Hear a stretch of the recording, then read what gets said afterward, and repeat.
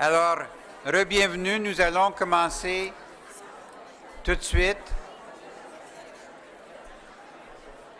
la session 2 et je demanderai David Levine, qui est adjunct professor in our Department of Family Medicine at McGill. Dans notre département à McGill, de venir ouvrir cette session.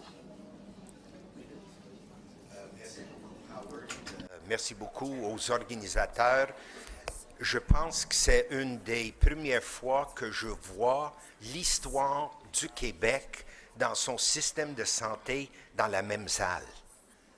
Il y a un niveau de réflexion ici par des personnes qui ont, eux, une influence majeure dans l'ensemble de notre système. Et quand on parle de 40 ans, c'est vraiment 76 à aujourd'hui et c'est vraiment l'évolution de notre système. On a l'opportunité maintenant d'avoir 3 personnes qui vont nous parler de leur expérience dans leur environnement et pour avoir eu l'opportunité d'échanger avec eux beaucoup de choses très importantes pour nous à comprendre et de voir comment on peut arriver à intégrer ces éléments dans notre système. Alors, sans retarder, je vais demander à Rebecca, chacune à 20 minutes. Après ça, on a 40 minutes pour échanger. Alors, on a le temps, prends vos questions, réfléchis, envoyez vos tweets pour qu'on puisse avoir une réflexion fin de la journée. Alors, notre première est Rebecca Rosen. C'est Rebecca Rosen, qui est membre chevronnant politique de la santé du Nuffield Trust et médecin généraliste dans le sud-est de Londres. Et j'espère qu'elle aura un moment pour parler de sa clinique, qui, en fait, est un modèle très intéressant pour nos propres GMF, si on a la bonne vision. Rebecca?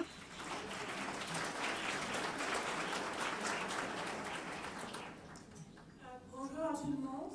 C'est un honneur d'être ici et je voulais remercier Howard et la comité d'organisation pour avoir m'invité.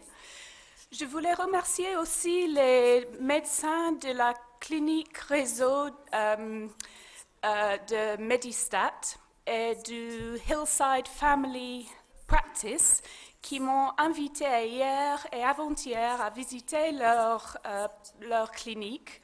C'était tellement intéressant à voir un tout petit peu de la vie quotidienne des médecins canadiens.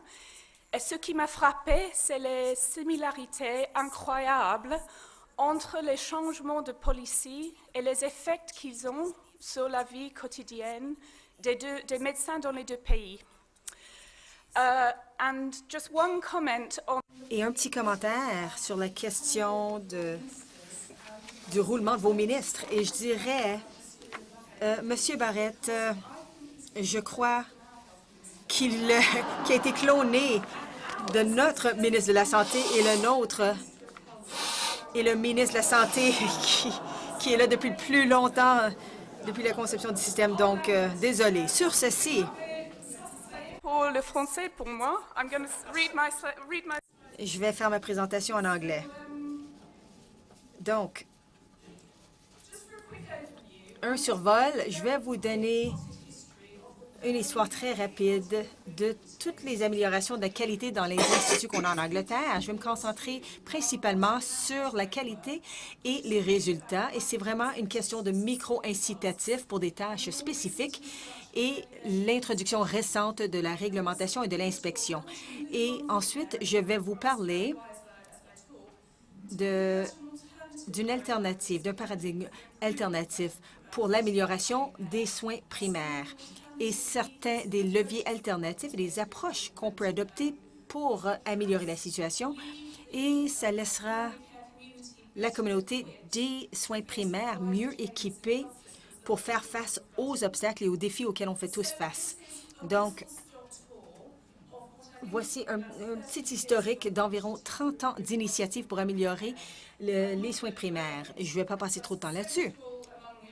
Mais central à cette idée, c'est l'introduction des audits comme activité de routine dans les pratiques dans les cliniques générales. c'est la terminologie que je vais utiliser. L'introduction. Non. Bon, alors, de se servir de protocoles axés sur les preuves dans notre travail de tous les jours. En 2001, le Labour Government a changé l'emphase. C'était plutôt fait dans les centres hospitaliers et ils ont dit que tous les fournisseurs de soins de santé devraient avoir un système de gouvernance clinique qui couvre les 7 dimensions que vous voyez dans cette liste. Et je suis désolée, le graphique n'est pas très clair, mais ce qui est au bas, c'est le leadership, l'appropriation, les ressources, afin qu'on puisse faire de ces objectifs une réalité. Et ensuite, on a eu un praticien qui a tué environ 50 de ses patients. Et après ça, on a vu qu'il y avait un manque d'évaluation. Donc, en 2002, on a mis en œuvre des évaluations et une revalidation aux 5 ans. En 2004, on a eu un cadre de travail qualité et résultats. Et récemment, on s'est plutôt consacré sur la transparence, sur la publication et la comparaison de résultats des fournisseurs de soins de la santé. Et ça, c'est un changement assez dramatique et je vais vous en parler plus longuement plus tard. Et ensuite, la réglementation et les inspections. Donc, premièrement, le cadre de travail qualité et résultats, ça a été lancé en 2004.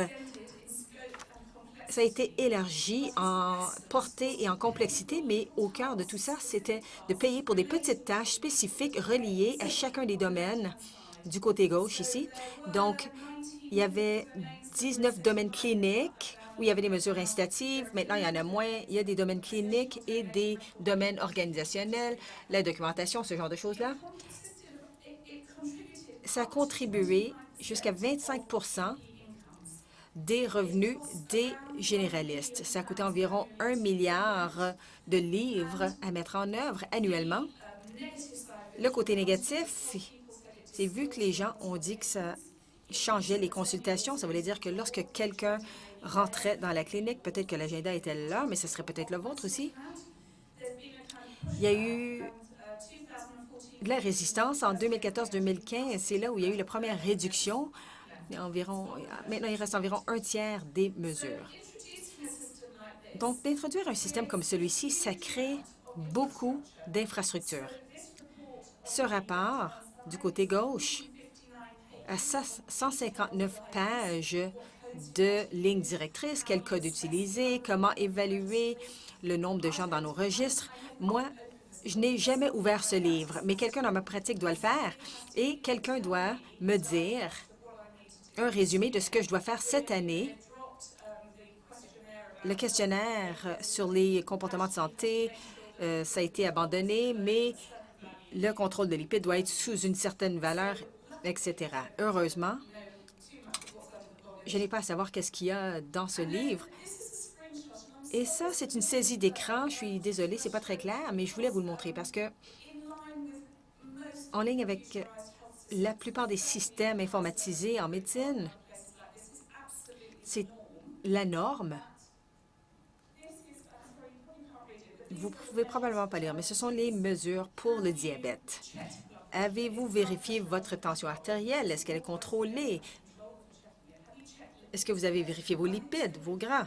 Est-ce que le contrôle des gras est bon? Quel est le contrôle HbA? Est-ce qu'ils ont fait un examen visuel, etc.? Donc, ce sont les composantes d'une bonne pratique médicale pour le diabète.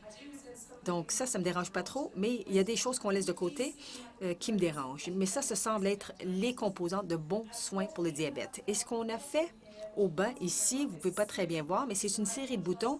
Et je suis désolée pour les gens à l'arrière, mais dans le deuxième écran ici, il y a un bouton de menu où on peut aller voir notre registre de diabétiques, qui est contrôlé, qui ne l'est pas, qui on doit contacter pour les aider à contrôler leur diabète. Et malheureusement, si c'est vers la fin de l'année financière et que ce n'est pas contrôlé encore, bien souvent, c'est ce qui va nous pousser à le faire. Bon.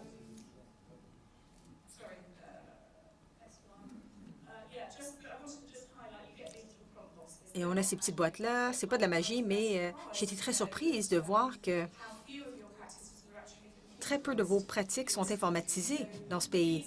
Donc, ce sont qui travaille dans un bureau papier sans ordinateur? Combien d'entre vous faites toutes vos consultations par ordi? D'accord. Donc, plus que je pensais, mais quand même, ça, c'est ce qu'on utilise en Angleterre. Donc, qu'est-ce que ça nous a aidé à réaliser? Il y a eu beaucoup de recherches effectuées là-dessus. Les améliorations pour la première année, la recherche, bon, le soin est en train de s'améliorer de toute façon. Donc, la recherche compare les changements après l'introduction de QOF. Ça suggère qu'il y a eu des améliorations au début, mais ça s'est stabilisé après 2 à 3 ans. Il y a eu un impact modeste sur la mortalité et les taux d'hospitalisation pour certaines conditions, par exemple les AVC et l'épilepsie. Ça a consolidé l'approche axée sur les preuves. Ça a augmenté l'utilisation d'ordinateurs, les outils décisionnels, les rappels aux patients, ce genre de choses-là, et ça a diminué l'écart entre les résultats moyens entre les régions les plus fortunées et les moins fortunées. Donc, ça a été fait sur 2 périodes dans le temps, et vous pouvez voir que l'écart entre les pratiques, c'est difficile de voir sur le graphique, mais dans les endroits les moins fortunés, ça a diminué. Donc, ils ont pu se rattraper. La performance a pu se rattraper un peu dans des régions moins fortunées. Et ensuite, un travail des collègues à Manchester, Sutton et Hall, ça a démontré qu'il y avait une amélioration soutenue dans la performance dans des régions où il y avait des mesures incitatives lorsqu'il est question de l'utilisation des hôpitaux, une réduction des admissions à l'urgence, mais il y a eu une détérioration dans les activités où il n'y avait pas de mesures incitatives. Donc, en termes d'impact négatif, il y a eu une étude qui a regardé 23 activités où il y avait des mesures incitatives, et 3 ans après l'introduction de ce programme, l'amélioration dans les activités où il n'y a pas de mesures incitatives était beaucoup moins qu'elle l'était auparavant. Donc, ce qu'on peut dire, c'est que ça nous pousse à négliger les domaines où il n'y a pas de mesures incitatives. Il y a aussi beaucoup de critiques sur le fait que c'est moins axé sur le patient, qu'il y avait un manque de continuité, la satisfaction. Les études sur la satisfaction des patients ont démontré qu'il y avait un impact sur la continuité. Il y avait des questions sur le milliard de livres que ça coûtait. Est-ce que ça pourrait être dépensé d'une meilleure façon? Et aussi des commentaires sur l'absence de mesures incitatives pour des domaines préventifs des soins de la santé. Maintenant, je vais poursuivre. Je vais vous parler du deuxième domaine de l'amélioration de la qualité, qui a un impact sur notre vie quotidienne. Alors, la réglementation pour l'amélioration de la qualité. On a eu une autre catastrophe dans un hôpital où l'équipe de direction était tellement concentrée sur la finance qu'ils n'ont pas regardé le côté qualité. C'était un scandale national. Il y a eu beaucoup de décès. Et ensuite, on a lancé un régime d'inspection des hôpitaux très discipliné pour assurer la qualité et la sécurité. Mais on se concentrait quand même sur les hôpitaux jusqu'en 2012, où ils ont commencé à faire des inspections sous la Commission des soins de la santé de cliniques de médecins. Donc, on a environ 8 000 pratiques ou cliniques au pays, et ils veulent toutes les inspecter. Et ils en ont fait environ la moitié à date. Entre-temps, on a eu des mesures d'austérité, on coupe les budgets, la méthodologie change, l'environnement change, mais il continue quand même à inspecter les 8 000 cliniques. Et je vais vous donner plus de détails là-dessus plus tard. Ça, c'est le livre de règles pour l'inspection, et c'est un exemple.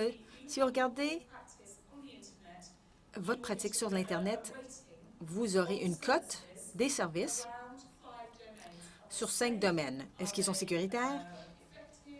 Est-ce qu'ils sont efficaces? Est-ce qu'ils sont bien dirigés? Est-ce qu'ils sont responsifs? Et est-ce qu'elles ont le bien-être du patient à cœur? Alors, ils prennent des informations de 3 domaines. Le premier, c'est une variété de métriques, donc des choses comme les mesures QOF, la satisfaction du client, du patient, des sondages, ce genre de choses-là. Ensuite, ils vont chercher des renseignements d'autres organisations, des hôpitaux, etc., pour voir s'il y a des rumeurs de problèmes. Et ils vont chercher des choses spécifiques comme, bon, combien de médecins ont eu des mesures disciplinaires ou ont été le sujet d'enquête, et ils ciblent leurs inspections d'après ces informations.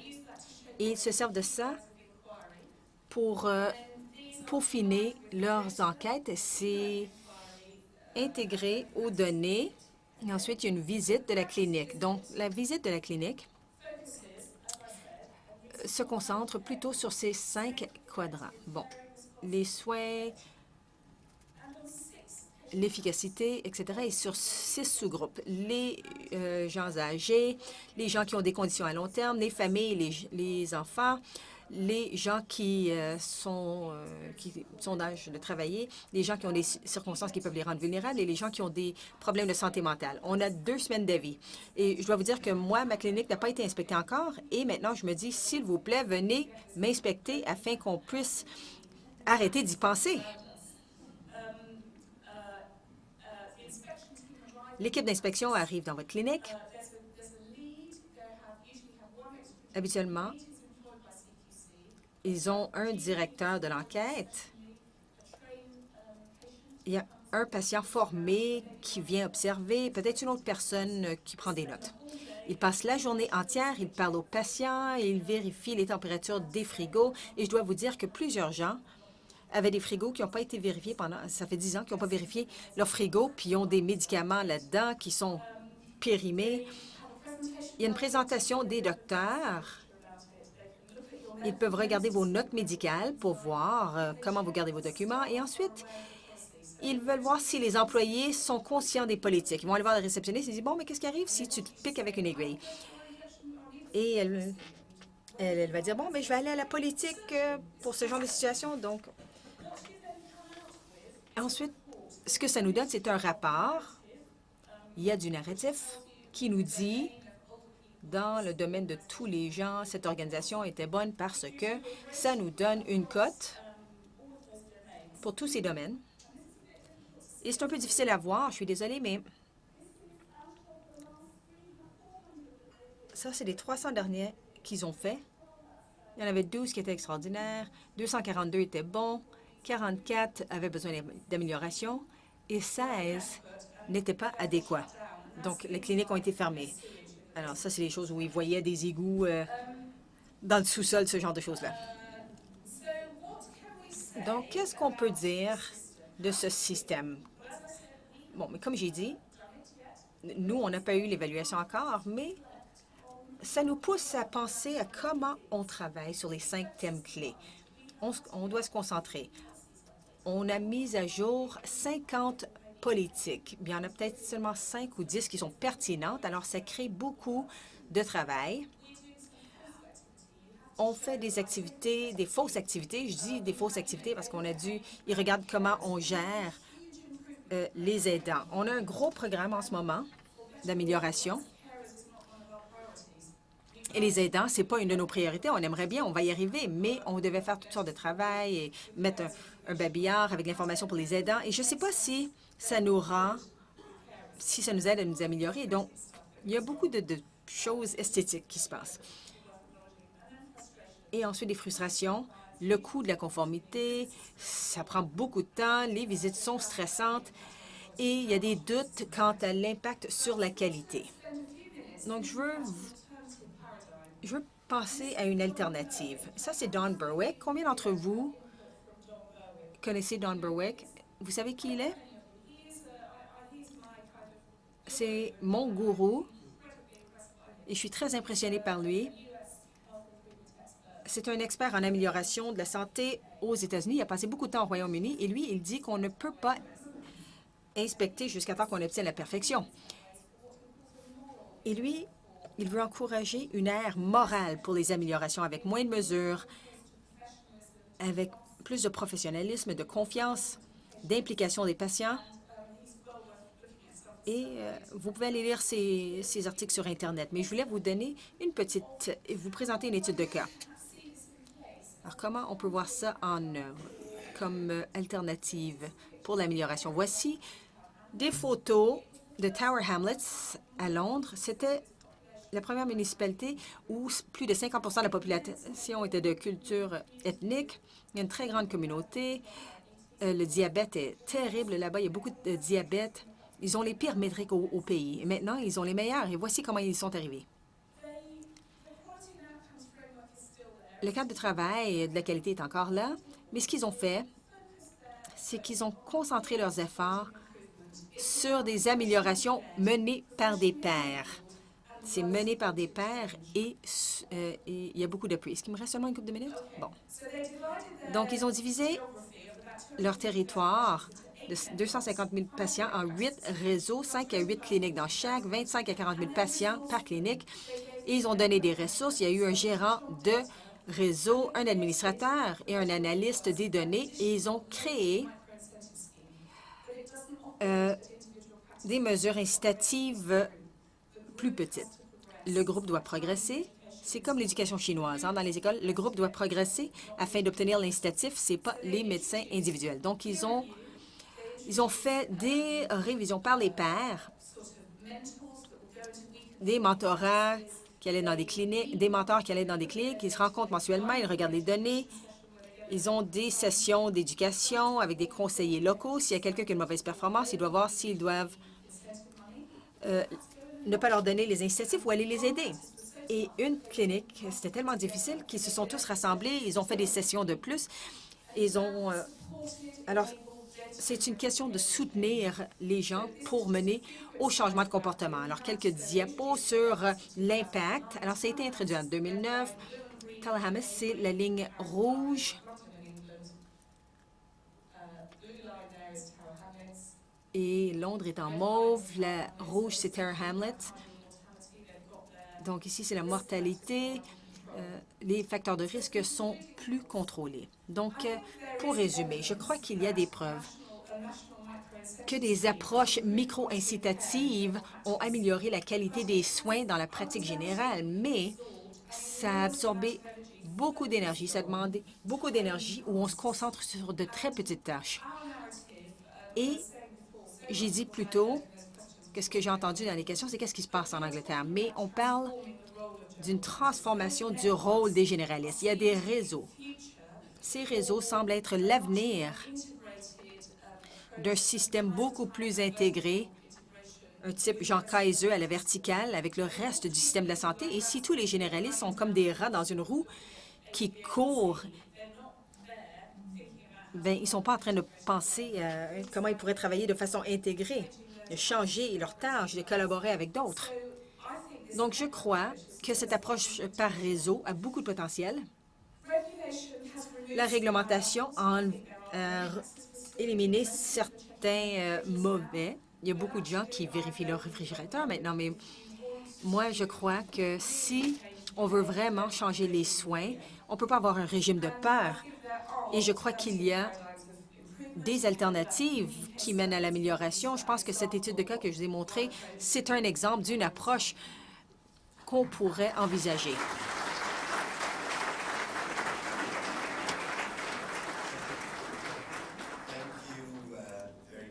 Merci beaucoup, Rebecca.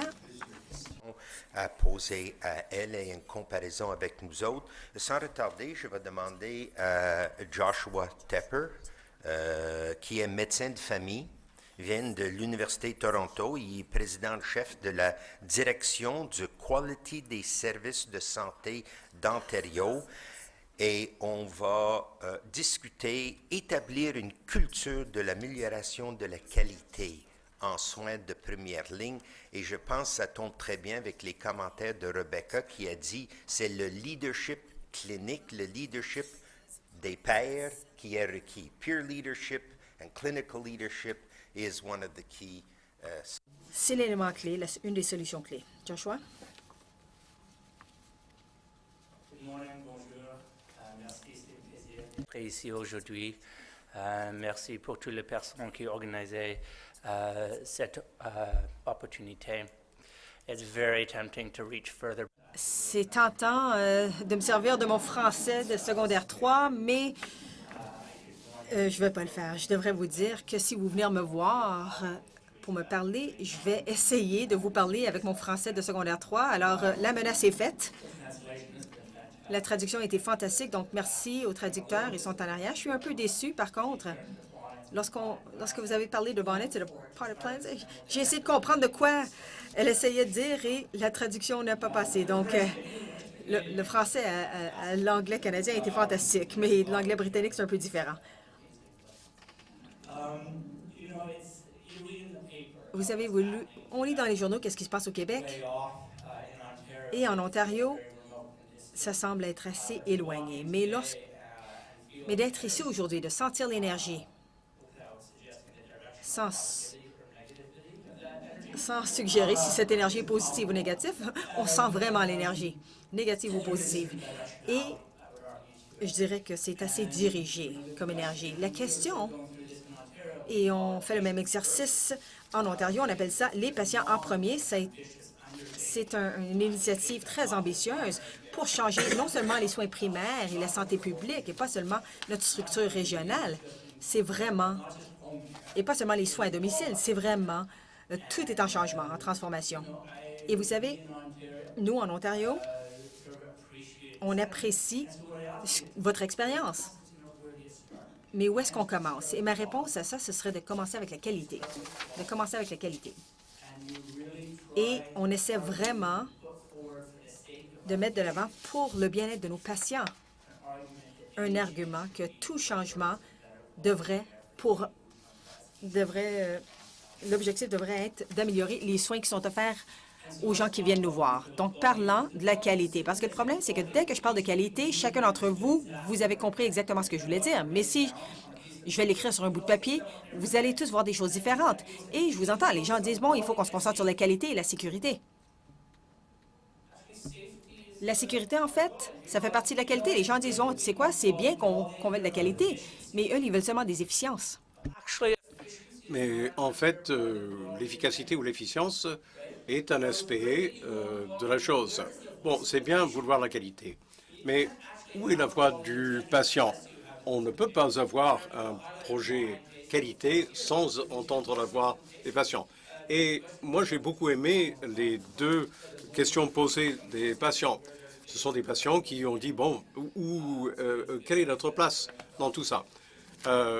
C'est très bien. Du moins, c'est ce que j'ai compris, parce qu'elles sont intervenues en français. J'ai choisi d'entendre ça.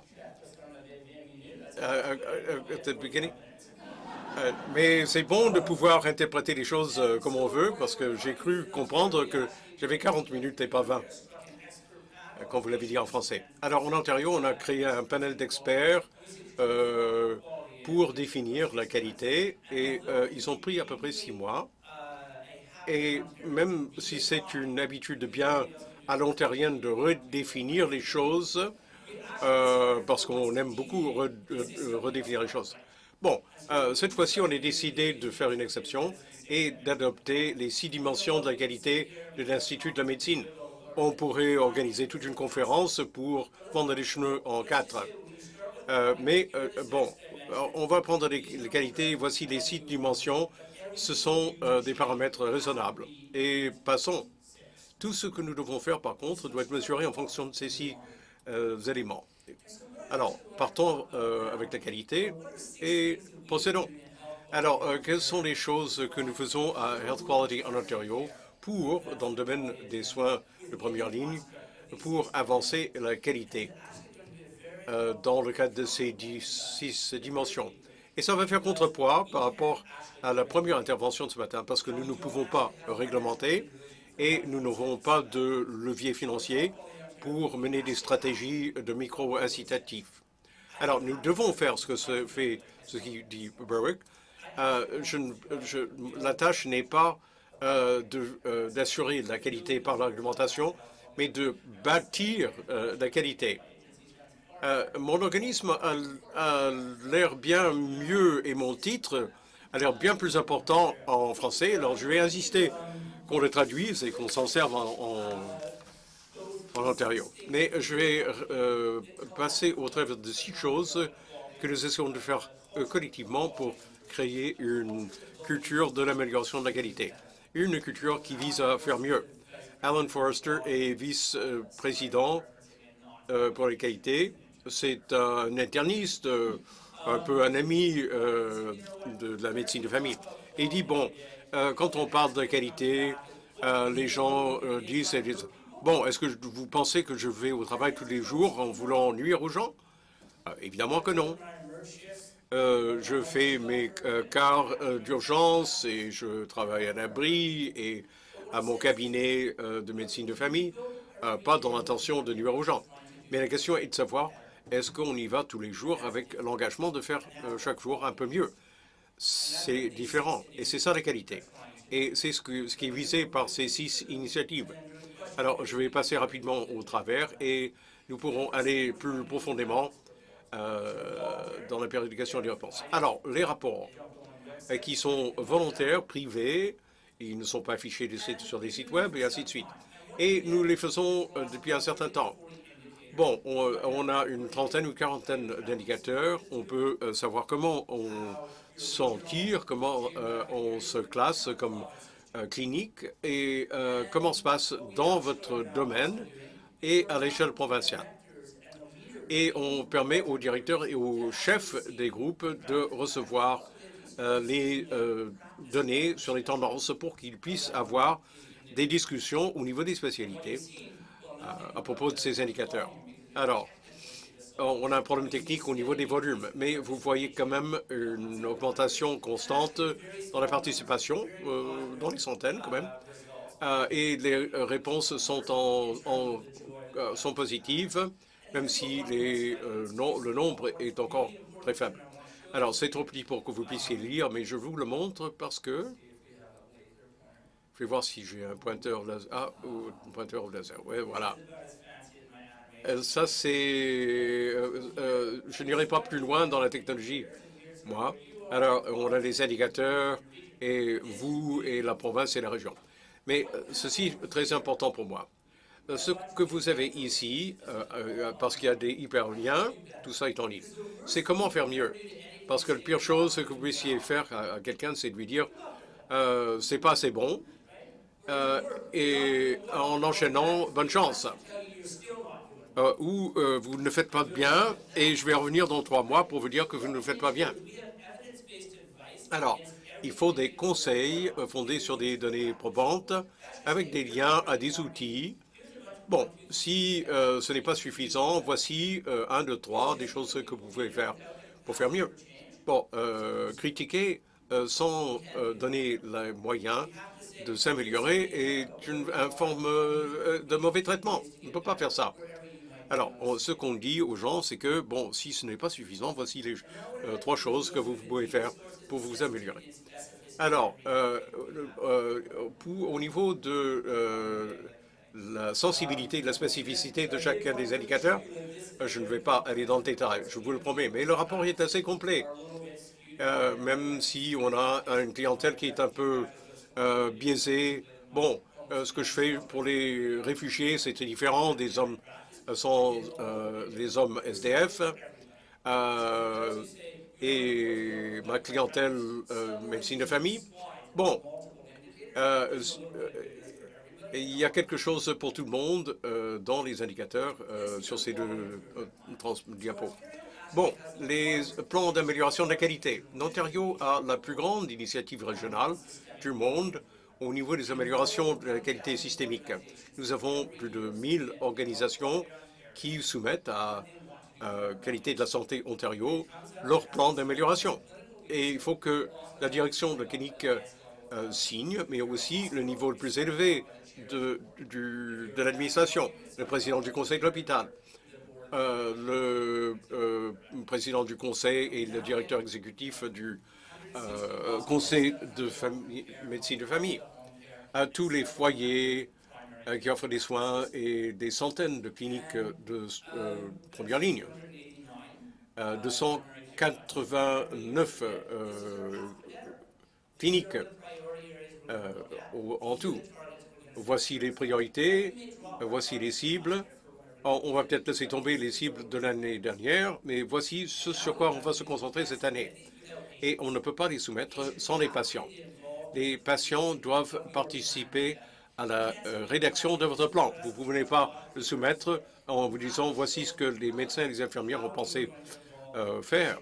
Vous devez nous expliquer comment vous allez faire participer les patients à vos plans d'amélioration. Et nous lisons chacun des 1143 plans. Nous cherchons à dégager des thèmes, les orientations, les meilleures pratiques, les innovations et tout ça. On essaie de rendre ça facile. Tout est en ligne. Il y a un cahier de 153 sur les indicateurs. Notre carnet est de 7 pages. Il est en ligne et il combine des données et une narration. Des fois, les données ne disent pas tout. Bon, dites-nous en 3 paragraphes ce que vous faites d'étonnant ou de novateur que vous faites par rapport à ceci ou cela. Et ce que vous voyez, c'est que avec le temps, on voit beaucoup de verts. C'est que ça, c'est une amélioration quantitative absolue. Il y en a qui régressent ou qui ne s'améliorent pas, mais il y a quand même beaucoup de verts. Il faut que ce soit clair. C'est l'amélioration de la qualité. Ce n'est pas la gestion de la performance ou du rendement. Ce sont deux choses diamétralement opposées. Mais c'est une différence d'approche culturelle. Au lieu de dire voici votre code de facturation à 00C, on ne fait pas ça. On n'identifie pas des fournisseurs individuels. Tout est affiché sur notre site. Si vous passez vos cibles, on ne vous nomme pas pour... si vous avez un échec dans votre projet, on va demander peut-être que vous partagez votre expérience. Et si vous faites quelque chose de bien, on va peut-être attirer l'attention là-dessus dans un paragraphe de notre rapport. Mais 70 000 patients ont répondu à des questionnaires qui servent à l'élaboration des plans de formulation. Alors, si on veut améliorer l'expérience des patients dans les cliniques, il y a 70 000 patients qui remplissent des questionnaires pour qu'on comprenne à quoi ça ressemble. Alors, je crois passionnément, moi je le suis à ce stade-ci de ma carrière de clinicien, qu'on ne peut pas parler de qualité et de faire mieux sans engager les patients. C'est un tout autre dialogue et il ne m'est pas encore arrivé d'être quelque part où la présence d'un patient n'a pas fondamentalement changé le contenu et le ton. Et je pourrais vous donner beaucoup d'exemples, tant au niveau provincial, au niveau de projets de grande ampleur, jusqu'à la plus petite clinique où on a essayé de faire mieux. La présence d'un utilisateur, un patient, un consommateur, un proche soignant, un détenteur de procuration, n'a pas ajouté quelque chose. Alors, on a créé un panel d'experts, on a regardé partout dans le monde, on a fait une analyse fondée sur des preuves probantes, données probantes, et on a mis ça à la disposition des gens. Merci David, je vous voyais venir avec la fiche 5 minutes, très subtile. Et puis, c'est aussi injuste, il est injuste de donner aux gens des données sans les outils d'amélioration. Mais il faut aussi améliorer les compétences. Alors, combien de personnes ici savent ce que c'est qu'une valeur P? C'est bien. Combien connaissez le risque relatif? Les ratios de probabilité, les diagrammes en quinconce, les 7 S. Là où je veux en venir, c'est que nous donnons à nos praticiens les moyens de faire des analyses critiques parce que c'est la meilleure pratique. Mais on ne donne pas un moyen de faire mieux avec leurs patients tous les jours grâce à la science de l'amélioration de la qualité. Et c'est un échec de notre système de formation. On peut dire, faites mieux. Est-ce qu'on dit, bon, je ne sais pas ce que c'est qu'une valeur P. Pourquoi est-ce qu'un essai randomisé à double insu est mieux qu'un autre type d'essai? Bon, on ne fait pas ça. Donc, nous avons deux programmes différents. Nous avons un programme ID. en partenariat avec toutes les facultés de médecine à travers la province et l'Université de Toronto. Et des milliers de fournisseurs, des travailleurs de la santé sont passés, les travailleurs de la santé sont passés au travers. Ça, c'est pour vous dire que les gens aiment. Faites-moi confiance. Et puis, il y a un rôle pour les rapports publics qui complètent l'amélioration de la qualité. Et pour la première fois l'année dernière, nous avons expliqué, nous avons décrit pour l'Ontario ce qui devrait être la qualité dans les soins de première ligne. On le fait au niveau, ça a été le vide total jusqu'à maintenant en Ontario pour les soins de première ligne. Et bon, depuis 2 ans maintenant, nous avons indiqué quelles sont nos attentes. Et nous n'utilisons que de vrais patients et leurs histoires. Et ça c'est une vraie patiente. Et voici certaines des données. Et bon, je me préoccupe de l'équité. Vous le voyez dans ma clientèle à moi. Bon, depuis combien de temps vous êtes au Canada? Quel est votre statut de réfugié? Quel est votre revenu, fourchette de revenus, et ainsi de suite. Bon, si vous êtes ennuyé, vous pouvez aller sur le site et regarder. C'est en français également. Et vous allez voir tous les indicateurs sur notre site web. Le niveau d'interactivité est meilleur. Ça va être mieux encore. Mais nous avons nos rapports publics, soins de première ligne, plusieurs indicateurs. Et vous pouvez quand même descendre jusqu'au niveau régional. Et je vais conclure en vous parlant de leadership. Il faut donner aux gens des données. Et ensuite, il faut leur donner les compétences nécessaires pour savoir comment assimiler et utiliser les données. Mais en bout de ligne, rien ne se passe sans leadership. Et une des choses les plus importantes à faire pour amener le changement, c'est que nous devons responsabiliser les médecins, les infirmiers et infirmières et les gens qui sont en première ligne et les gens qui trouvent le temps en dehors de leur travail tous les jours pour faire de l'administration. Et bon, pour dire, nous apprécions votre travail. Nous allons vous donner des moyens. Nous allons développer une communauté de pratique autour de vous. Nous allons vous faire confiance, vous reconnaître. Le leadership est une compétence.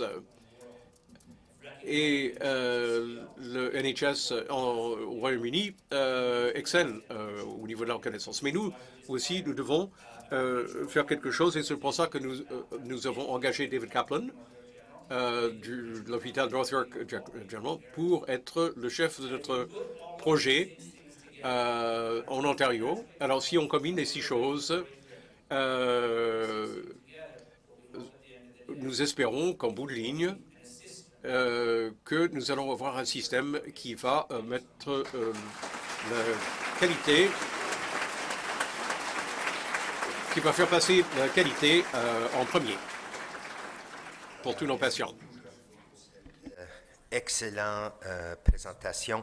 I'd now like to invite Robert. Maintenant, inviter Robert Reed, qui est scientifique en chef à l'Institute for Better Health, l'organisme de recherche Trillium Health Partners à Mississauga, en Ontario. Il va nous parler de comment Expérience de la Group Health Cooperative de Seattle, qui est fort. Prenant l'expérience du Group Cooperative Health à Seattle. Je ne vais pas vous tourmenter en essayant de vous parler français. Alors, vous vous demandez, mais que fait un type de Toronto ici pour, quand il vient nous parler de ce qui se passe aux États-Unis? Ah bon, j'ai 2 passeports. Je suis né à Edmonton. Edmonton est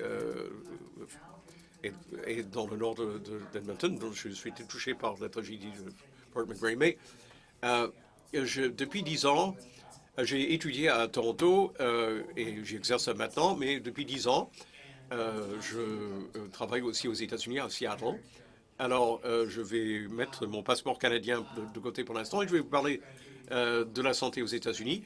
Je divulgue mes possibles conflits d'intérêts. J'ai été employé du groupe Health Cooperative, mais je vais vous parler de mes expériences au sein de ce groupe. Alors, faites attention à ce qu'on vous dit à propos des États-Unis. Il y a beaucoup de vendeurs d'huile de serpent. Ils sont prêts à vous vendre n'importe quoi.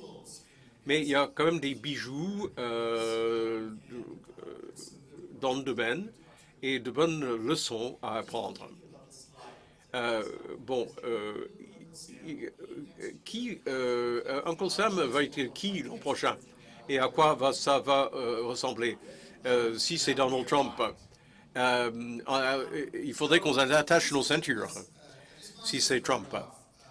Bon, je voulais commencer par parler des vrais défis dans le domaine de la santé depuis 10 ans ou 15 ans qui changent tout au sud de la frontière. Il y a un besoin urgent de travailler sur les patients et juguler les coûts. Et les triples objectifs sont un impératif essentiel pour toute entreprise qui veut rester concurrentielle. La santé est une entreprise aux États-Unis pour les fournisseurs de soins, les médecins, les systèmes hospitaliers, les assureurs. Il faut livrer la marchandise à propos de ce triple M. Alors, il y a beaucoup de réformes en cours et ça prend de multiples formes.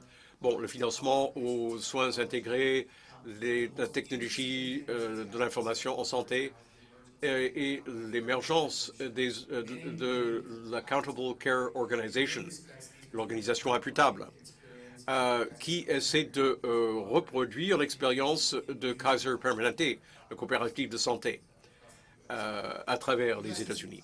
Les États-Unis expérimentent en matière de santé depuis toujours, mais ces dernières années, il y a eu un changement. Parce que les soins primaires, les soins de première ligne, les gens se sont réveillés, finalement, quant à l'importance des soins de première ligne, et le fondement de toutes les réformes en cours en ce moment repose sur les soins de première ligne. Pourquoi? Parce que c'est assez clair. Il n'y a plus de débat. Je ne pourrais pas parler à un public ici. Félicitations, j'ai oublié de souligner le 40e anniversaire. C'est un moment important et votre lutte est une lutte extrêmement importante. Et je vous souhaite de continuer à réussir. Le soin de première ligne livre la marchandise au niveau des triples objectifs, de meilleures issues, des coûts plus faibles et une meilleure équité. Et le terme peut avoir un sens péjoratif aux États-Unis. On parle de foyers médicaux centrés sur les patients pour les soins de première ligne avancés. Bon, ce document qui a été publié par l'Académie américaine des médecins de famille et plusieurs autres organismes en 2007 a fait époque parce que ça a déclenché une vague de changements en soins de première ligne. Bon, 7 des points vous seront familiers, y compris la réforme du système de règlement. Pour la première fois, les groupes de médecins aux États-Unis ont dit que le remboursement à l'acte ou le paiement à l'acte n'était pas favorable aux soins primaires, aux soins de première ligne. Bon, pour moi, le foyer médical centré sur le patient, qui résume le sentiment ou l'approche aux États-Unis, c'est une revigorification des attributs de base, l'accès, les relations longitudinales, l'intégralité, la coordination. Mais il y a aussi des niveaux de micro-soutien pour assurer des soins proactifs plutôt que des soins réactifs, pour mieux gérer les maladies chroniques en reconcevant les soins et en réétudiant les infrastructures. L'utilisation des technologies d'information avancées, très utile, pas seulement pour documenter le dossier médical, mais pour aider à améliorer les attributs de base des soins de première ligne et pour offrir les soutiens de micro-niveau. C'est un levier qui nous permet de faire un grand pas en avant. Et il faut incorporer des méthodes de rémunération des médecins, des équipes, non pas des médecins en tant que tels, pour promouvoir les soins primaires et les objectifs, les triples objectifs. Mais il y a un élément qui est absent, le centré sur le patient. Il y a de plus en plus de preuves dans le monde que l'engagement du patient et de la famille est associé à une meilleure qualité au même prix ou à un même coût ou à un coût plus faible. Alors, les PCMH cherchent à engager les familles et les patients dans les prises de décision médicales et dans la reconception de l'exercice d'une manière qui est importante pour eux. Nous servons des patients et il faut que ça marche pour les gens que nous servons. Alors, comme toile de fond, il y a il n'y a pas que les systèmes comme le groupe Health Cooperative ou Kaiser, mais beaucoup d'autres, les centres de santé communautaires, les hôpitaux. Il y a aussi les payeurs, les systèmes gouvernementaux, l'administration pour les anciens combattants, l'armée américaine, et il y a même un programme de reconnaissance et de certification de ces foyers médicaux centrés sur les patients. Et on a de plus en plus de données sur la valeur de ce travail. Les résultats sont mixtes parce que les approches sont très nombreuses et différentes. Alors, je vais vous expliquer un peu quel a été le cheminement de Group Health, qui était un des premiers dans le domaine. Et je les accompagne depuis le début. Group Health ressemble beaucoup à un centre Kaiser Permanente. C'est un système intégré fermé qui intègre l'assurance maladie d'un côté et les soins de l'autre. Et c'est un système à intégration verticale. Les médecins et le personnel sont payés. Group Health a à peu près 600 000 patients, 10 000 membres de personnel, 1 000 médecins dans l'État de Washington, et on a nos centres médicaux un peu partout. Depuis le tout début, ça a été comme un centre avec des médecins de famille, de soins primaires, des envois de recommandations, des vérifications des recommandations, et ainsi de suite. Tout sur le modèle de Kaiser Permanente. Mais c'était désuet. Alors, rendu à 2005, l'infrastructure qui était là depuis 20 ans ne fonctionnait plus. Et se dégradait même. Et Group Health a commencé à avoir des difficultés parce que son système de soins de première ligne était dépassé. Il y a eu une perte d'efficacité. Les initiatives d'accès avancé avaient amélioré l'accès, mais avaient augmenté le coût total des soins. Plus de visites en urgence, plus de visites chez les spécialistes et plus d'admissions. Group Health dépensait beaucoup plus parce que les soins de première ligne n'étaient pas au rendez-vous. Les différents indices de qualité dont Josh a parlé diminuaient. Les patients étaient de moins en moins satisfaits. Et aux États-Unis, ce n'est pas une recette pour la réussite en santé. Et surtout, il y avait un épuisement et une érosion des effectifs. On ne pouvait pas garder les médecins de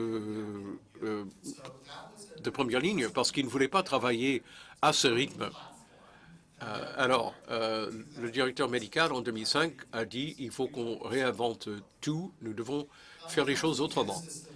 C'était la genèse de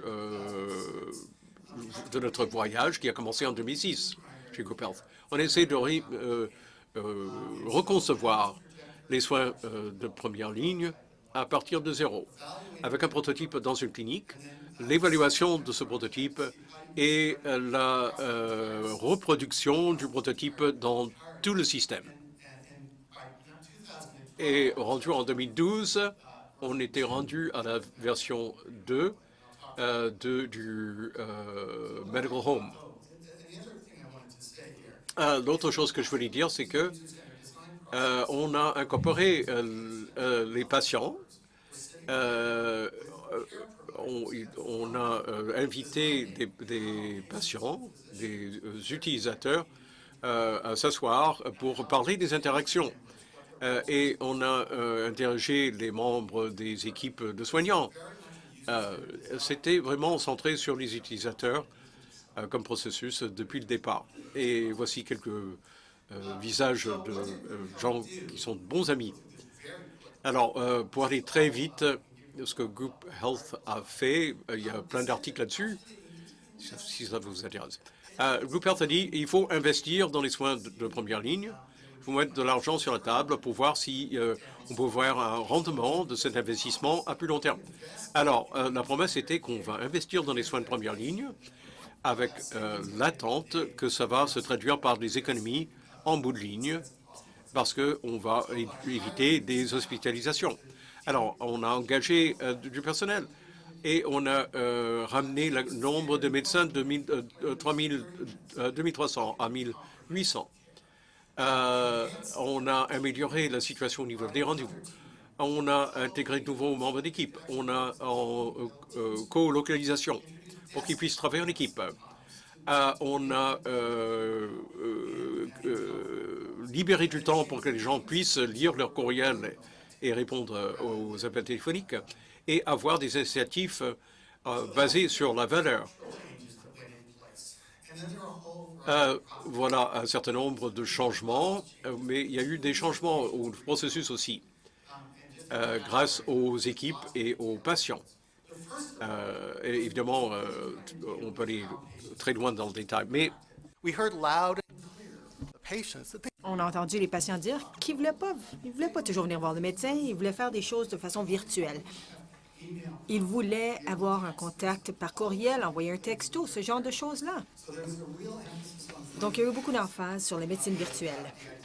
L'idée était que la plupart des visites étaient en personne, mais les patients pouvaient choisir leur mode d'accès, soit par courriel, en personne ou par téléphone. La deuxième activité qu'on a identifiée, c'est qu'on devait se concentrer sur les soins chroniques. C'était toujours réactif et on voulait avoir un système où on pouvait avoir un système plus proactif. Et ensuite, c'était l'idée que les visites doivent être préparées. Personne n'avait pensé à ça.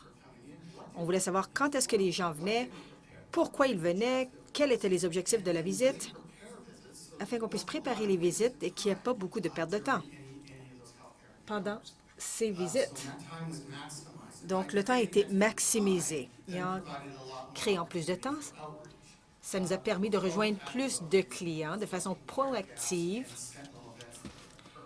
et avec des événements sentinelles. Les événements sentinelles, c'était une visite vers un département d'urgence ou à l'hôpital. Ces gens-là, on allait les joindre le lendemain pour voir qu'est-ce qui s'était passé et les ramener vers les soins primaires. Et ensuite, il y a eu des changements de gestion de la pratique ou de la clinique. L'utilisation des téléphones, ça a été complètement, il y a eu une refonte complète parce qu'on a vu qu'on perdait beaucoup de temps au téléphone, les clients et les employés. On avait des rencontres d'équipe. Alors, on allait s'entendre sur les objectifs logistiques et cliniques. On a eu des pratiques de normes de la gestion. Et ensuite, on s'est vraiment concentré, comme Joshua a dit, sur les améliorations, des activités d'amélioration de qualité. Des cycles où on voulait voir une amélioration continue, enseigner des compétences à l'équipe afin qu'ils puissent faire des activités dans leur travail de tous les jours. Dans le prototype, on ne savait pas ce qui allait se passer. Et on n'a pas conçu ça pour tout le monde. On a développé cette réévaluation pour nous, pour Group Health Cooperative, pour voir quel devrait être notre avenir. Et ces résultats ont été publiés en 2013. Et en fait, ils étaient extraordinaires. C'était un coup de circuit. En investissant dans les soins primaires, en faisant ce genre d'activité, on a pu voir une amélioration d'expérience des patients. On a vu une réduction de l'utilisation en amont. On a vu que les problèmes cliniques s'amélioraient également. Et on a pu démontrer que ces coûts qu'on a investis dans les soins primaires au cours des premiers mois ont été récupérés à la fin de la première année. Et en fait, il y a eu des économies d'1,5 $ d'économiser pour chaque dollar de dépensé à la fin de la deuxième année. C'était remarquable de voir ça dans une clinique prototype. Donc, Group Health ensuite a investi 400 millions dans le système pour voir si on pouvait mettre en œuvre ce système partout. Donc ça, c'était publié en 2013. Et je ne vais pas passer trop de temps ici, mais on a pu répliquer ces résultats dans le système tout entier. Vous pouvez voir que l'utilisation de courriel, c'est une stratégie qui a augmenté. Maintenant, chez Group Health Cooperative, je parlais à quelqu'un l'autre jour, environ 69 % de toutes les visites sont faites par voie virtuelle, pas de visite en personne du tout. Les patients aiment ça. C'est beaucoup plus facile pour les équipes cliniques. On a dû faire une refonte de nos opérations, mais c'est un exemple. Et ensuite, on a pu démontrer, dans le système tout entier, une diminution des visites dans les services d'urgence. Et je ne vais pas vous donner plus de données, mais je voulais vous montrer des chiffres parce que je suis chercheur. Group Health n'a pas arrêté ses apprentissages. On est dans une phase d'apprentissage encore une fois. Alors, quelle est la prochaine itération?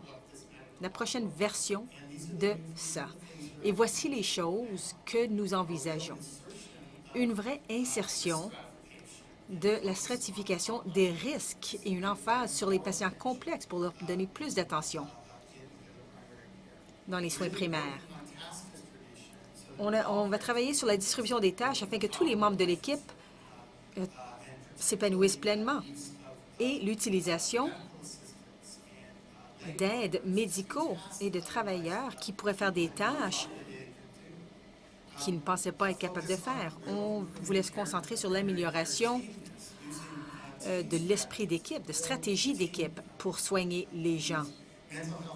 L'intégration des soins de la santé mentale et ensuite d'ajouter une personne liaison pour la communauté. Je vais arrêter dans un petit moment. Voici les dernières choses. Bon, quelles étaient mes leçons tirées au cours de la dernière décennie? Premièrement, on a dû penser à 4 objectifs au lieu de 3 objectifs. La force de travail est importante. Il faut que ce travail soit faisable. Il faut que les gens puissent travailler de façon amusante. Il faut que ce soit amusant pour les membres de l'équipe et les praticiens. Donc, on doit vraiment penser au travail qui est effectué dans la clinique. Le deuxième item, c'était l'importance extraordinaire d'un bon leadership et de la gestion du changement, de vraiment penser à une stratégie de mise en œuvre robuste afin qu'on ne donne pas tout à faire à l'équipe en même temps parce que ça les dépasse. Les patients, il faut les voir comme partenaires et c'est un élément clé. Je suis tellement heureux qu'on en a parlé plusieurs fois aujourd'hui. On ne serait pas parvenu à faire ce travail sans avoir l'implication des patients à chaque étape du processus. Il fallait avoir une vue d'ensemble. Les soins primaires, c'est très complexe. Il y a beaucoup de choses qu'on veut faire. Et des fois, lorsqu'on va dans une direction, on peut nuire à une autre dimension. Il faut avoir une vue d'ensemble. il faut savoir que lorsqu'on va dans une direction, il y a peut-être des conséquences inattendues ailleurs. Il faut reconnaître ça. Et finalement, les évaluations en temps réel pour les leaders, afin qu'on puisse changer de direction si requis. Et c'est ma présentation. Et maintenant, je pense qu'on va prendre des questions.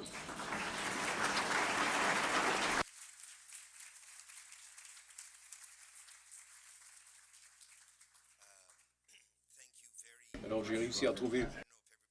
Merci beaucoup. Je ne sais pas si vous avez remarqué qu'il y avait quelque chose qui disait diminution de 29 dans les visites au département d'urgence. Avec les problèmes, les embourbements qu'on a dans nos salles d'urgence au Québec, une diminution de 29 ça financerait tout. Donc, c'est quelque chose sur lequel on devrait se concentrer. Je vous invite à vous présenter au micro. Je crois on peut avoir une discussion très enrichissante. Je vais débuter en posant une question. En Angleterre, Rebecca, vos cliniques, est-ce qu'elles sont considérées comme est-ce que ce sont des cliniques privées ou publiques? Les gens ne comprennent pas vraiment quelles sont. On est tous sous-traitants pour l'NHS. Donc, les médecins, on aime se voir comme étant des fournisseurs NHS et on a la marque NHS. Mais en réalité, nous travaillons sous contrat comme une organisation qui appartient aux médecins. Donc, on fait partie de l'NHS, mais on est des fournisseurs de services, comme des sous-traitants. Est-ce que vous êtes vus par le gouvernement et la population comme étant des cliniques privées ou est-ce que vous êtes vus comme étant publics? Je crois que le public, ils s'en fichent un peu. Ils veulent seulement consulter un médecin. Et je pense que le gouvernement, dépendamment de qui on parle, il y en a qui nous voient comme étant des cliniques privées ou autre chose. On a plusieurs questions. S'il vous plaît. Susan Usher de Montréal. Il faut qu'elle parle au micro. Merci pour ces belles présentations. La question que je n'ai pas entendue, c'est la fonction de la pratique générale dans les références. Et je comprends que dans Group Health Center, vous avez des spécialistes, mais je me demande si Joshua et Rebecca pourraient nous dire comment c'est fait dans leur système, comment ça fonctionne dans leur système. Rebecca? Nous, on ne peut pas avoir un spécialiste sans passer par un généraliste. Et historiquement, on écrivait une lettre,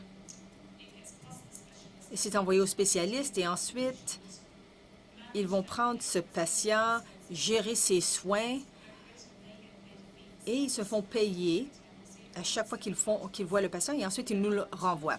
Donc, il y a 2 ou 3 choses qui changent. La première, c'est la façon dont le paiement, pour la structure de paiement pour le système. Notre système de paiement change à peu près aux 2 ans, comme vos ministres de la Santé. Et on a maintenant un système qui s'appelle Clinical Commissioning Group, où tous les praticiens, tous les généralistes sont membres. Donc, en théorie, on a la responsabilité et un genre de contrat. On est supposé de faire attention à l'argent. Avant, c'était une question bureaucratique, mais c'est encore très bureaucratique. Mais nous, en tant que membres de l'organisation, on doit s'en préoccuper également. Donc, en théorie, il y a une rationale, un raisonnement derrière ce système de référence. Et à cause de ça, nous avons introduit quelque chose qui s'appelle le Referral Management Center, alors un centre de gestion des références. Donc, en théorie, tous les gens pour qui j'écris les références, mais on s'assure qu'ils se conforment au système et s'ils ne se conforment pas, ils me les renvoient. Ce qu'on a vu en pratique, c'est qu'il y a bien des médecins qui prennent des raccourcis, qui les envoient directement aux hôpitaux. Donc, ce sont des discussions qu'on a en temps réel sur comment, en tant que groupe, j'ai parlé des changements et des améliorations, mais comment, par le réseau qu'on est en train de créer, parce qu'on a créé des réseaux semblables, celui que je vous ai montré dans l'étude de cas, on commence à examiner les données qui démontrent que peut-être qu'il y a des gens avec qui on doit parler, mais pas de façon punitive, mais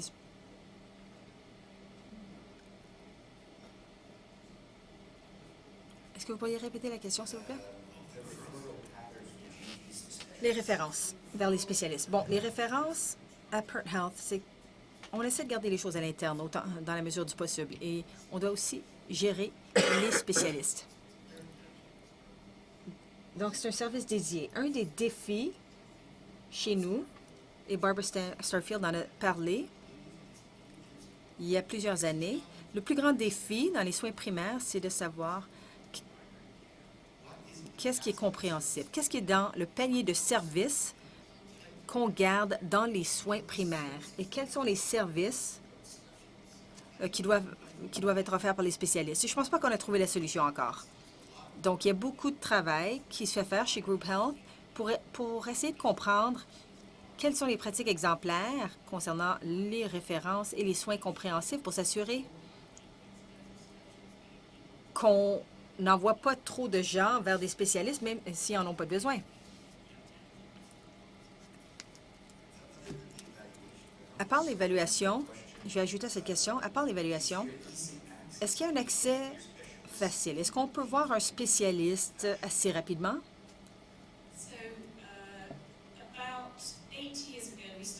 Il y a environ 8 ans, on a commencé à établir des cibles nationales. Et il y en a un de ces objectifs, c'est le référencement. Donc, la journée, combien de temps ça vous prend pour terminer votre traitement? Et ça ne peut pas être plus que 18 semaines, pardon. Si l'hôpital ne vous a pas donné un rendez-vous entre 6 et 8 semaines de la date de la référence, ils n'ont pas le temps de vous traiter dans cette période de temps. Donc, la conséquence, c'est que l'établissement des priorités au niveau clinique, ça a été affaibli. Donc, auparavant, le médecin recevait la lettre, le spécialiste recevait la lettre de référence. Il disait, bon, je dois voir cette personne rapidement. Ou bien, ils vont dire, bon, ben je dois faire un suivi avec cette personne en 3 ou 4 semaines. Et maintenant, il y a comme un bureau de rendez-vous qui s'occupe de tout ça. Donc, Alors, je pense qu'on a la capacité d'établir des priorités d'après la sévérité clinique, mais ça a été affaibli un peu. Aux États-Unis, il y a beaucoup de spécialistes, donc c'est pas vraiment un problème. Et on essaie d'éviter même les spécialistes aux États-Unis. Ma façon de penser, c'est que les points de transition dans nos soins, c'est là où il y a le plus grand risque, que ce soit lorsqu'on va vers les soins aigus ou les soins primaires à l'urgence, et même dans un environnement, quelqu'un qui passe de l'urgence à une chambre ou des soins intensifs à une salle générale ou à une chambre générale. Alors, j'ai lu un bel article dans le Washington Post concernant une étude et les problèmes qu'on peut voir lors des périodes de transition. Et ce que je vous dirais, c'est que je crois qu'on a passé 20 ans au Canada. J'espère que vous n'enregistrez pas ce que je me dirais. Alors, on a fait une réforme des soins primaires. En Ontario, ça fait 20 ans qu'on travaille sur la réforme, et vous également. Je pense qu'on doit parler d'une réforme des soins spécialisés. Oui. Il faut passer à travers le système. Il faut que les spécialistes s'organisent de façon logique. La semaine passée, j'ai pris mes 2 jeunes enfants, je les ai amenés au bureau pour faire de la paperasse. Et le dernier courriel que j'ai vérifié, c'était un CAT scan qui montrait une lésion, un cancer. J'ai appelé le patient immédiatement le dimanche. Je l'ai vu lundi. C'est un patient qui a le cancer. J'ai envoyé 4 références différentes parce que je sais qu'il n'y a personne qui va agir là-dessus. Et maintenant, je suis en train d'envoyer des textos aux patients pour dire « Est-ce que tu as entendu quelque chose? Parce que si tu n'as pas de nouvelles d'ici vendredi, je veux le savoir. » Il ne m'a pas envoyé de texto encore. On doit avoir un point d'accès. Donc, j'ai un patient qui se promène avec le cancer du poumon et il n'y a personne qui veut le voir. C'est inacceptable. Ça me prend un numéro de téléphone ou appeler, un numéro de fax où je peux envoyer des documents et je dois être confiant que quelqu'un va répondre à ce coup de téléphone ou à ce fax en dedans de 24 heures. Et ça, c'est pas quelque chose qui ressort des soins primaires. Donc, ça, il faut qu'on incorpore aussi nos collègues. Ils sont nos collègues, les spécialistes. Et eux, ils doivent nous aider à améliorer les soins primaires.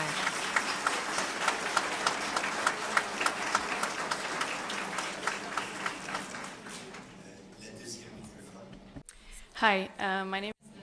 Je suis Nathalie Doucet. Je suis étudiante en soins infirmiers de l'Université McGill. Ma question est pour tous nos conférenciers, mais surtout pour le Dr Tepper. Je suis heureuse que vous avez parlé de la définition de qualité. Mais je pense que bien de nos frustrations au Québec, c'est du fait qu'on n'a pas défini qu'est-ce que la santé, et je pense que c'est quelque chose qu'on doit discuter en tant que professionnel en soins de la santé.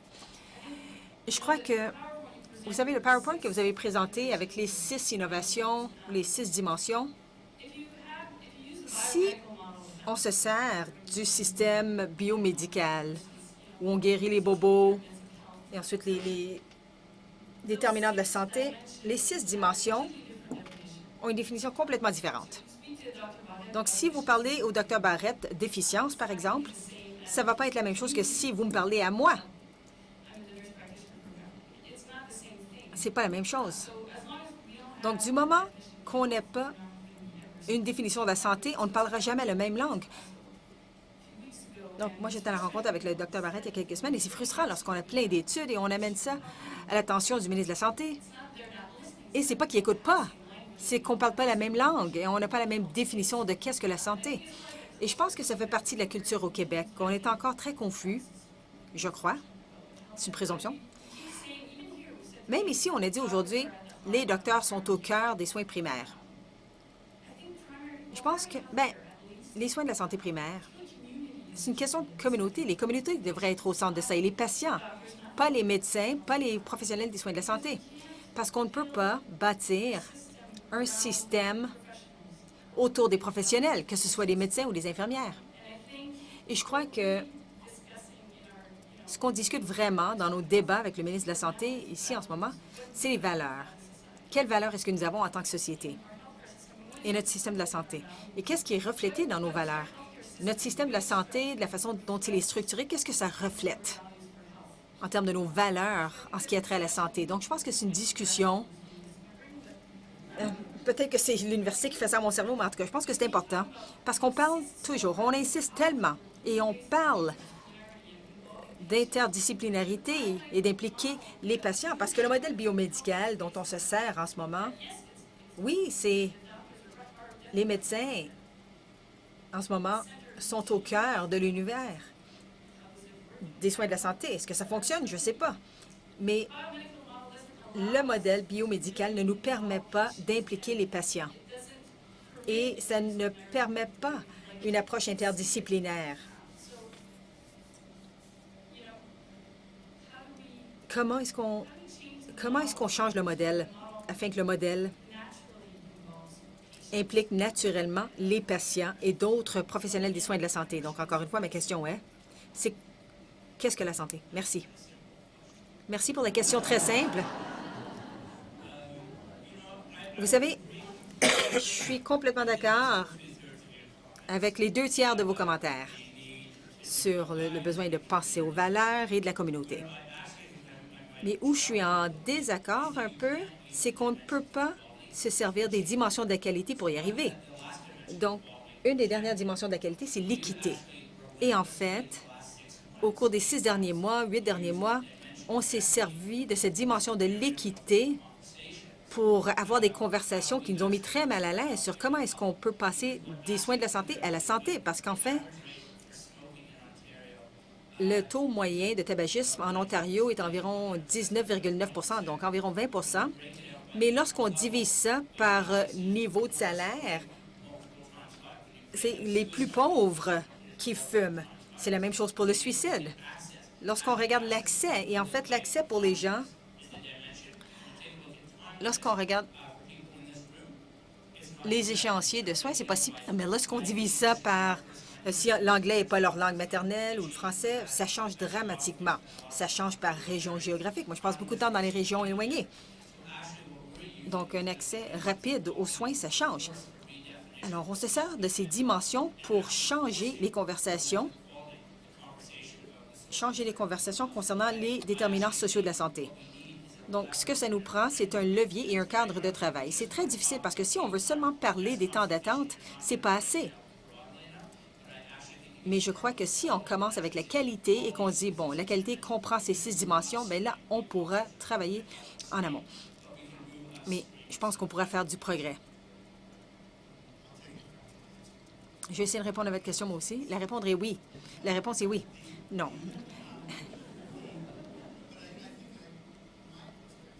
Mon point de vue, c'est des suggestions pratiques sur comment y arriver. Et en fait, on se concentre sur les gens. On se concentre sur les gens. On articule ce que les patients individuels, ce qu'ils ont à cœur en termes de santé, d'avoir des équipes qui se concentrent vraiment sur ces enjeux. C'est une bonne façon pratique de débuter, un bon point de départ. Mais il y a beaucoup d'équipes de soins de santé. On n'articule pas vraiment ce que les gens veulent vraiment en termes de santé. Les personnes âgées ou en centre hospitalier de longue durée, qu'est-ce qu'ils veulent pour le restant de leur jour? Souvent, ce n'est pas bien formulé. Je vais vous donner une perspective anglaise. J'ai mentionné nos groupes, nos commissaires. Ils ont un budget d'environ 250-300 000 personnes. Ce groupe travaille très étroitement avec le gouvernement local pour créer une évaluation des risques. Et ça, c'est basé sur la santé. Donc, on ne regarde pas ce que les soins de la santé font, mais on regarde les opportunités de loisirs, comment est-ce qu'on bâtit des logements sociaux afin que les enfants puissent faire de l'exercice et ne pas devenir obèses. Comment est-ce qu'on fait, comment est-ce qu'on présente des opportunités d'emploi, comment est-ce qu'on crée des opportunités de littératie. Alors, ce sont... Elles chevauchent la santé, mais c'est une vision jointe qui est beaucoup plus large. Et la deuxième réponse est complètement différente, c'est... Moi, je passe beaucoup de mon temps avec ce sens de dissonance cognitive. Donc, il y a un narratif national et on est au premier chapitre de cette stratégie de la santé. Alors, de bâtir de la communauté, des stratégies pour aider les gens à rester en santé. Donc, pour moi, ça n'a rien à voir avec les soins primaires, c'est une question de style de vie. Mais quand même, on met exactement le même emphase sur l'accès immédiat comme vous. Dès que je me sens mal, je dois être capable de consulter un médecin. Et si vous n'allez pas me donner un accès, bon, ben, je vais être de mauvaise humeur. Et ça médicalise toutes ces choses lorsqu'on parle de la santé. Il y a un conflit entre deux politiques publiques. Et à mon avis, cette obsession avec l'accès instantané, dans certains cas, c'est bon si on a une tumeur au cerveau, mais dans bien des situations où les gens ont des petits bobos, mais je pense que ça nuit vraiment à la situation. Merci, Rebecca. Thank you very much. David Bendermo, fourth. Merci beaucoup. Co-founder of the Fresque, cofondateur du Fresque. J'ai 3 questions. Je vais y aller rapidement. La première a à voir avec... Mais je vais ajouter à certains des points qui ont été présentés lors des autres présentations. Mais la raison pour laquelle je vous pose la question, le contexte est, on cherche des stratégies de façon concrète. Alors, s'il vous plaît, répondez de façon concrète afin que je puisse présenter tout ça. Bon. La première question a à voir avec, je pense que c'était votre présentation concernant Top of License. Alors, de laisser les professionnels pratiquer dans leur domaine d'expertise, dans leur champ d'expertise. Alors, comment est-ce qu'on peut aller au-delà des enjeux, de l'intégration des autres professionnels de la santé dans cette équipe de façon concrète et pratique? Deuxième question était aussi dans votre présentation, c'est à voir avec les évaluations en temps réel. Et moi, je trouve ça très intéressant. Comment est-ce qu'on fait ça dans la pratique? Est-ce que c'est d'avoir un modèle qui est pareil pour tout le monde ou un département qui examine les données, qui envoie des rapports, des alertes aux cliniques? Alors, comment est-ce que ça fonctionne exactement? Et ensuite, la troisième question, c'est plutôt basé sur les valeurs, mais je veux quand même une réponse concrète, c'est à voir avec cette idée de quantité versus la qualité. Vous en avez parlé un peu au début de votre présentation, Dr. Tupper, mais la rhétorique qu'on entend du ministre, c'est que c'est la quantité en premier, la qualité plus tard. C'est pas une farce, j'ai 200 témoins.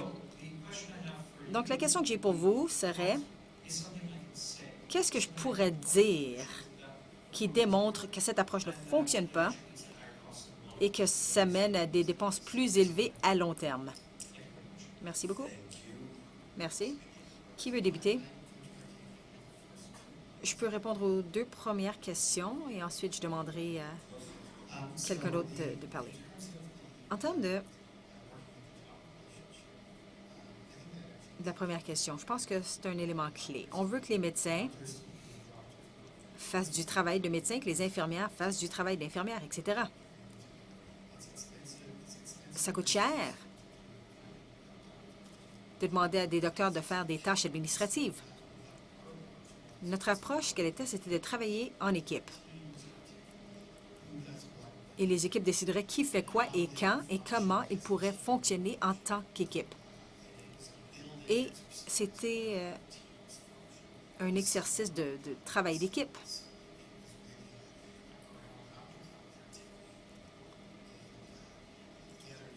L'autre notion, c'était vraiment d'avoir des assistants médicaux, des travailleurs généraux qui travaillaient au sein de l'équipe et qui pouvaient faire ces tâches administratives à un coût beaucoup moindre et qui pourraient faire beaucoup plus que ce qu'ils font actuellement.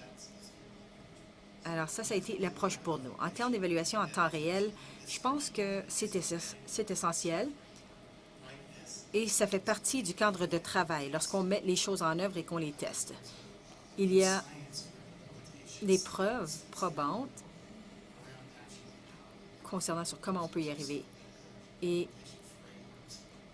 vous pouvez aller voir le travail de Laura Damshorter, qui vont vraiment pouvoir vous donner des informations sur comment insérer des évaluations en temps réel dans ces activités cliniques. Et c'est pas quelque chose, peut-être que c'est nouveau dans les soins de la santé, mais c'est pas nouveau dans le monde des affaires ou ailleurs.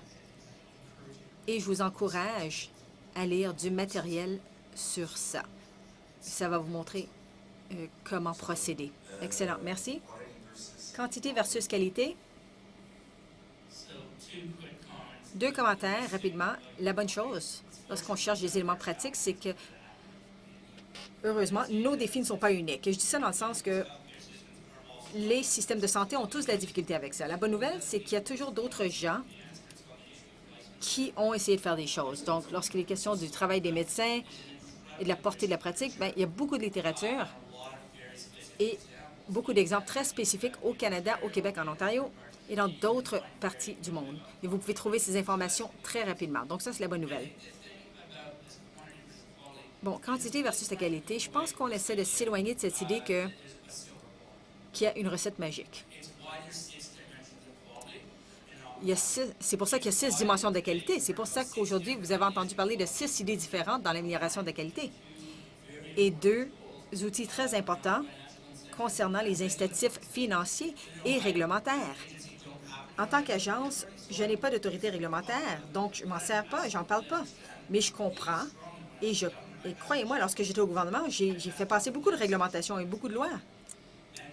Donc, le point est que ce sont des enjeux complexes, il y a des solutions complexes et on ne peut pas permettre que cette conversation soit focusée sur une réponse seulement. Et ce qu'on doit faire, c'est comprendre que ça nous prend du leadership, ça nous prend des compétences, ça nous prend un cadre de travail réglementaire, ça nous prend de l'alignement financier. On doit avoir des améliorations de la qualité. Et nous avons besoin de toutes ces choses-là. Et en tant que profession, nous devons comprendre les distinctions à faire et comprendre aussi qu'il y a 5 ou 6 ou 7 leviers qu'il faut travailler ensemble au lieu de croire que ça va être qu'il va y avoir une panacée, l'engagement des patients ou intervention du gouvernement. Bon, il y a une question à propos d'exercer aux limites de votre permis d'exercice. Alors, qu'est-ce qui se passe quand vous n'avez pas l'infrastructure d'une grande organisation comme Good Health, quand on n'a pas cette infrastructure autour? Et nous n'arrivons pas à recruter assez de médecins et d'infirmières, et nous ne voulons pas que ces gens s'occupent des rhumes et des égratignures. Bon, il y a un problème de déficience cognitive, mais aussi d'univers parallèle, parce que je siège à des comités où on parle de changements, de changements qu'on va apporter d'ici un an. Et dont je me rends compte, c'est qu'enfermer des gens prend du temps. Alors, on demande aux pharmaciens communautaires, on les intègre dans des cabinets pour faire des réconciliations. Ils peuvent faire de l'optimisation des médicaments. Ils sont excellents là-dedans. Mais ils ont des connaissances techniques, mais ils n'ont pas l'information. Former prend du temps. Et le mentorat prend du temps. Il faut vérifier leurs notes, être là quand ils se demandent quoi faire. Et nous avons eu un excellent atelier là-dessus récemment. Et nous avons été... D'accord. On a un pharmacien principal qui a dit qu'on peut arriver à 2/3 du rendement des médecins dans 2 ans. Et ils pourraient fonctionner au mieux de leur capacité à 5, et avec une exigence cyclique de temps avec un omnipraticien pour les aider par la suite. Bon, facile à dire donc, mais le faire en pratique, ça prend du temps. Micro. Et oui, je n'aime pas parler en public, mais je me sens obligé de le faire parce que la question revient. On dit qu'il faut avoir des soins centrés sur les patients. Je suis Inès, je travaille comme infirmière dans une coopérative de la santé dans les cantons de l'Est. Notre population servie est très rurale. Il y a beaucoup de confusion à propos des coopératives de la santé. Nous ne sommes pas une clinique privée. Les gens paient une cotisation modeste, $10 par mois. C'est le stationnement dans n'importe quel hôpital. Et les médecins facturent la RAMQ. Et il y a 16 coopératives de santé au Québec maintenant. Donc les gens commencent à s'occuper de leurs propres problèmes. C'est le personnel non médical qui a lancé la clinique. Nous offrons un service clé en main aux médecins. Et si ça vous intéresse, venez me voir. Essentiellement, les gens votent en s'inscrivant. Ils renouvellent ou non en fonction de leur niveau de satisfaction par rapport aux soins. Et nous sommes une équipe interdisciplinaire, des infirmières, des physiothérapeutes, des psychothérapeutes, des médecins, des chirurgiens, orthopédistes. Un orthopédiste nous vient de Montréal tous les mois. Et beaucoup de ce que nous faisons est axé sur la formation des patients. Nous avons une relation continue avec nos patients.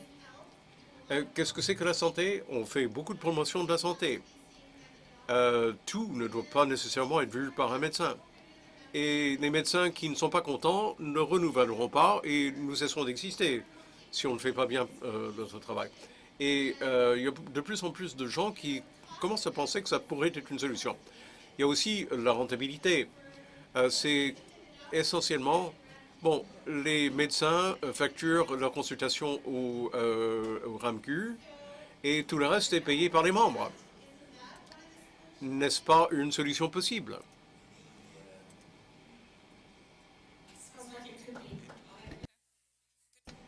J'ai l'impression que ça pourrait l'être. Je ne sais pas, mais bonne chance. Et en avant, oui. Josie DiMaglio from the... José Dumelio, de l'hôpital pour enfants de Montréal. Je pense qu'une des préoccupations que j'ai par rapport à notre système, et j'ai une certaine connaissance du système ontarien, c'est qu'il y a encore une tendance à ce que les médecins soient de groupes rémunérés à part, et puis il y a tout le reste. Et quand je vois ça à l'œuvre, l'organisation... Il y a finalement 2 organisations distinctes, avec des intérêts opposés. Il y a la partie soins de santé qui veut être le plus efficace et avoir les coûts les moins élevés, ce qui se fait au détriment de la qualité du travail des médecins. Tout le travail de bureau et les appels et tout ça, qui serait ce pourquoi tout le monde aurait un incitatif si ça se faisait de façon intégrée. Tout le monde devrait vouloir travailler au sommet ou jusqu'aux limites des attributions du poste. Alors, les médecins comme contractuels qui passent pour rendre des services, ça c'est un extrême. Mais comment faire travailler le système comme un tout? Bon, permettez-moi d'essayer de répondre. Parce que justement, j'ai travaillé chez Group Health, un système de soins intégré. Il y a Permanente, ce sont les médecins, et puis il y a la fondation Kaiser qui emploie tous les autres. Et c'est la même chose chez Group Health. Alors, souvent, ces relations binaires peuvent fonctionner, mais les objectifs doivent être alignés.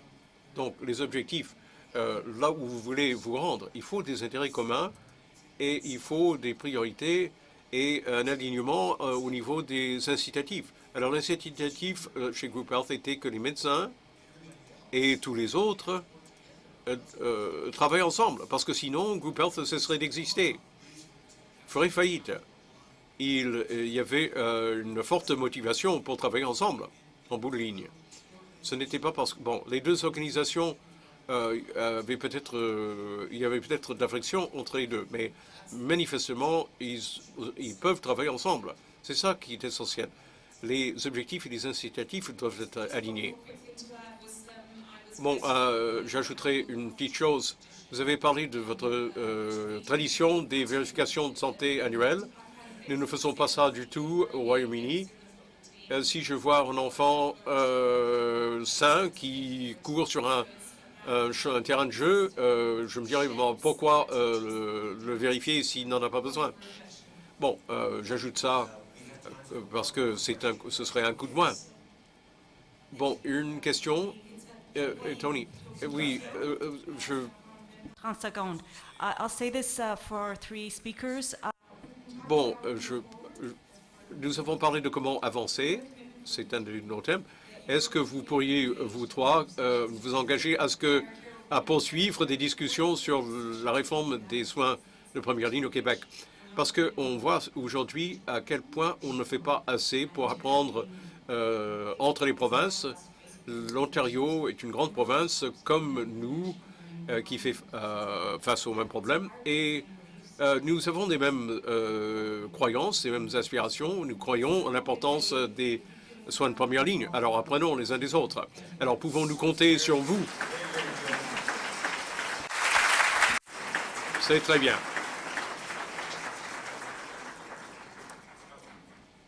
Howard. En fait, ce que les conférenciers ne savent pas, c'est que quand ils ont accepté de venir parler, ils ont accepté de continuer à travailler avec nous. Je pense que cette session, cette séance du matin était fascinante.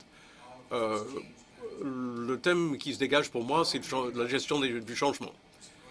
Comment opérer le changement? Est-ce que ça va être du haut vers le bas, par voie de réglementation, ou quelle était l'expression conçu et réalisé grâce aux usagers ou les pairs? Je pense que c'est un message important.